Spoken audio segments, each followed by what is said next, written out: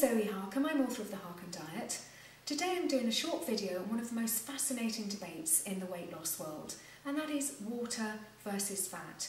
You cannot believe the number of emails that I get from people saying, if I lose up to 14 pounds on the Harcombe Diet, and people do in the 5 days in phase 1, am I losing water or am I losing fat? Well, the first point I'd like to make is that weight is weight. When it comes to how you look, your body, how your clothes fit, weight is weight. If I were carrying water at the moment that I didn't need, you would see it on my thighs, around my stomach, puffy face, my rings wouldn't be able to slip off nicely like they can at the moment. So you would know that you had excess water that you didn't need. So a pound of water, a pound of fat still weighs a pound, is still going to be deposited on your body and is still going to make a difference to how you look and how your clothes fit. That's the first message to get across.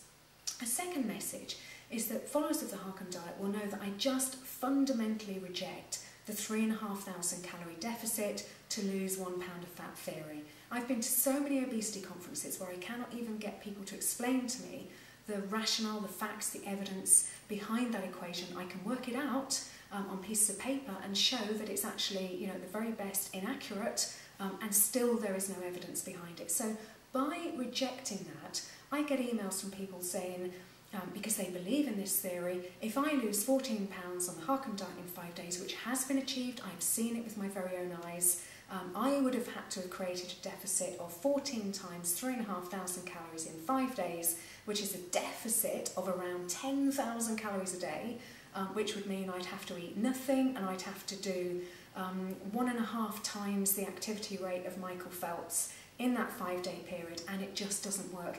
Yes, but that's because the calorie theory just doesn't work. When you can observe somebody lose that kind of weight in front of your very eyes, it's another nail in the coffin for the calorie theory. Now, one of the reasons that people can lose so much weight on the Harcombe Diet is because, if you remember, phase 1 is based on attacking the 3 conditions that I've identified cause insatiable food cravings and a whole host of other nasty ailments that people are suffering from in the developed world. So that diet, the phase 1 of the Harcombe Diet, has been designed to attack those conditions. Now, 2 of them, candida and food intolerance, cause very bad water retention. So one of the things that you will notice in phase 1 is that you will lose a lot of water at the same time as losing fat. But remember, a pound of water is a pound of weight, a pound of fat is a pound of weight. Now, the key thing is not to lose water, which immediately goes back on if you drink something. So if you take a diuretic, and you can get some over-the-counter diuretics, the minute you drink something, any weight that's gone with the diuretic is going to go straight back in, because your body has a natural water balance. Now, if your body's out of water balance and you're retaining water because of these conditions, and your body then loses that water, and you carry on treating those conditions with phase 2 of the Harcombe Diet and keep that water retention away, that 6 or 7 pounds of water that you've lost is gone forever. There is no need for it to come back. And that's when you notice your clothes continuing to fit better and you really do feel different. So there is a big difference between water weight that you can artificially get rid of with diuretics and water weight that you can genuinely get rid of by following a good eating plan. Now, the final thing to bring into this whole debate is, why do people talk about a pound of only fat when the whole of your body contains water?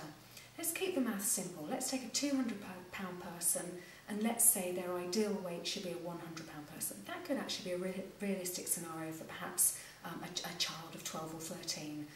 So if they're reducing from 200 pounds to 100 pounds, they're not going to lose 100 pounds of fat and literally be left with nothing other than water, bone, skin, tissue. The body ratios carry on changing during that period, but you are always going to be somewhere around 50% water.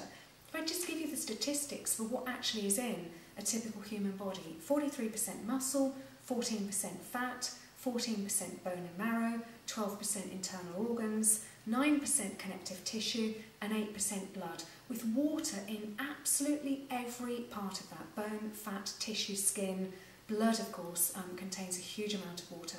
So that's where we know, looking at those component parts, that the average human being is about 50 to 60% water. Now, I know with the very obese patients that I work with, yes, they are around 40 to 50% water, rather than 50 to 60% water. But that still means if they've got £100 to lose, that's only about 50 to 60 pounds of fat that they need to lose, and about 40 to 50 pounds of water are going to go along the way as they're kept in that water balance as it disappears. So water, fat, don't get too hung up about that as a debate, because you're going to lose water all the way along as you lose body weight, fat, water weight, whatever.